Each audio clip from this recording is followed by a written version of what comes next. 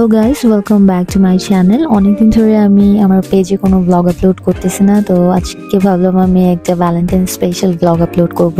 এই ব্লগটা বেসিক্যালি করা হয়েছে লাস্ট ইয়ার ক্রিসমাসের আগে। আমি আর ওয়াসফি একটু বের হয়েছিলাম, আমাদের স্টেক খাওয়ার অনেক ক্রেভিং হচ্ছিল, তো আমরা দুজন মিলে একটু বের হয়েছিলাম। সো এটা এখন আপলোড করতেছি যেহেতু আমার এডিট করার সময় ছিল না। তো ফার্স্টে আমি তোমাদেরকে আমার ড্রেসটা দেখাই। ড্রেসটা হচ্ছে আমি শেন থেকে নিছি, একটা মারুন রেড কালারের একটা অফ শোল্ডার বডিকন। এরপর আমি পারফিউম চুজ করতেছিলাম কোন পারফিউমটা ইউজ করব। তো ফাইনালি আমি চুজ করছি সিকের ইটারনিটি পারফিউমটা। এটার স্মেলটা অনেক লং লাস্টিং, সো আর খুবই সুন্দর একটা গন্ধ। তোমরা আমার সাথে এগ্রি করবা কিনা জানি না, এক একটা পারফিউম কিন্তু এক একটা মেমোরি রিকল করে। সো এই পারফিউমটা, সিকের ইটারনিটি পারফিউমটা আমি যখন দেশে ছিলাম, তো আমার জবের লাস্ট ডেতে আমার কলিগরা হচ্ছে আমাকে গিফট করছিল। সো আমি এটা আগে অনেক ইউজ করছি, সো এখন আবারও এটা যতবারই শেষ হয়ে যাবে আমি রিস্টক করবো অবভিয়াসলি। দেন আমি যে আউটফিটটা সিলেক্ট করছি পরার জন্য ওটা পরে নিলাম আর হেয়ারটাকে সেট করে নিছি। এখন আমি চলে যাচ্ছি হচ্ছে আমার মেকআপের পার্টটাতে আমি আসলে এত সময় ধরে মেকআপ করছি, মনে হচ্ছে এই পার্টটা ফাস্ট ফরওয়ার্ড করে দেখাতে হবে, তাহলে আমার ভিডিওটা অনেক বড় হয়ে যাবে।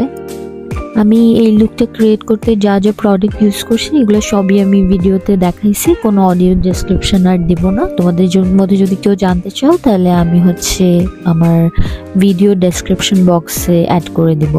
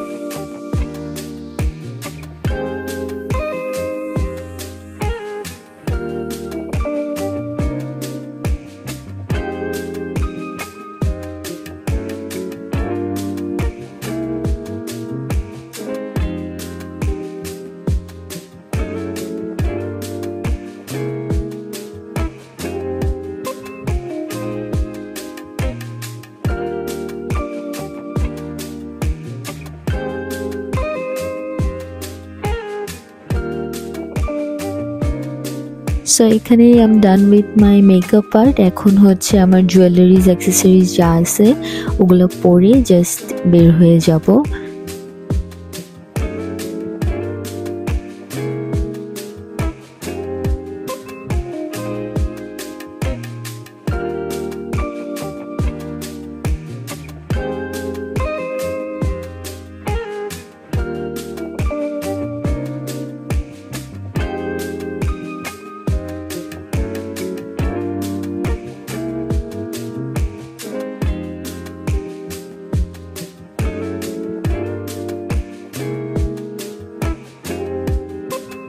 সো ফাইনালি আমি ডেটে যাওয়ার জন্য রেডি। তোমরা আমাকে কমেন্ট করে জানাও যে আমার মেকআপটা কেমন লাগতেছে, আমার লুকটা কেমন হয়েছে।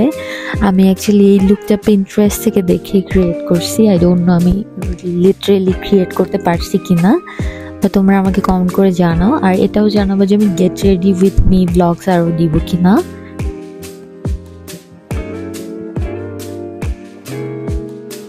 ফানি পার্ট হচ্ছে যতই রেডি হই না কেন, জার্মানিতে উইন্টারে কিন্তু এভাবে প্যাকেট হয়ে বের হওয়া লাগবে, যেহেতু বাইরের ওয়েদার কিন্তু অনেক কোল্ড থাকে।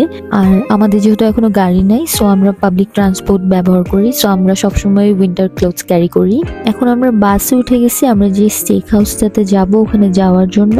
আমরা আজকে যাব হচ্ছে টিম্বার জ্যাক্স নামের একটা স্টেক হাউসে। এটা জার্মানিতে বেশ কয়েকটা সিটিতেই আছে, স্টেকের জন্য বেশ পপুলার।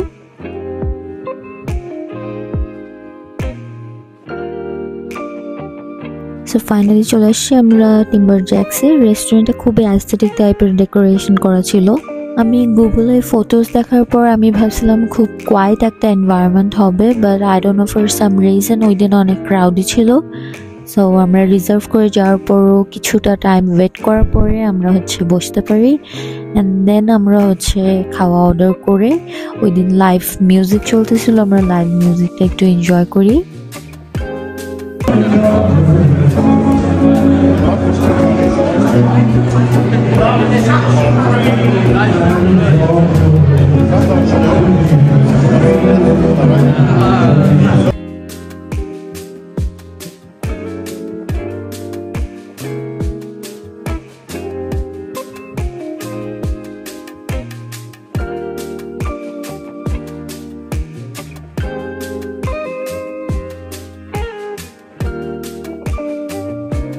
ফাইনালি আমাদের ফুড চলে আসছে, যেটা আমরা অর্ডার করছি। অ্যাজ আই সেড বিফোর, আমি আর ওয়াসিফ দুজনই অনেক স্টেকের ক্রেভিং করতেছিলাম, তো আমরা স্টেক অর্ডার করি।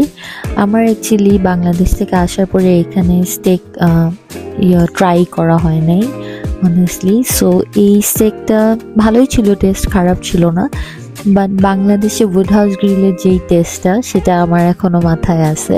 সো ওটার সাথে যদি কম্পেয়ার করতে যাই তাহলে অলওয়েজ ওইটাই উপরে থাকবে।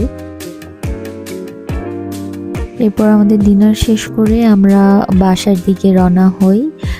সব মিলে খুব সুন্দর একটা ইভিনিং ছিল।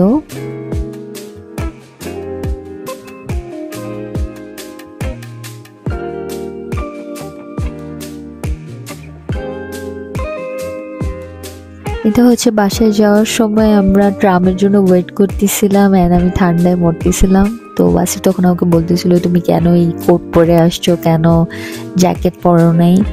আমার কাছে মনে হয়েছে জ্যাকেটটা আমার আউটফিটের সাথে যাচ্ছিল না, অনেস্টলি এর জন্যই পরি নাই।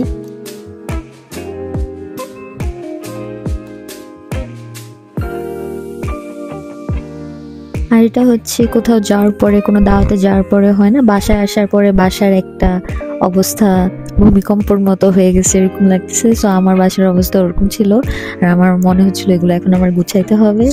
সো আজকের মতো এখানেই শেষ করছি আমার ব্লগটা। তোমরা যদি আমার ব্লগগুলো লাইক করে থাকো, please do subscribe to my YouTube channel and like my Facebook page.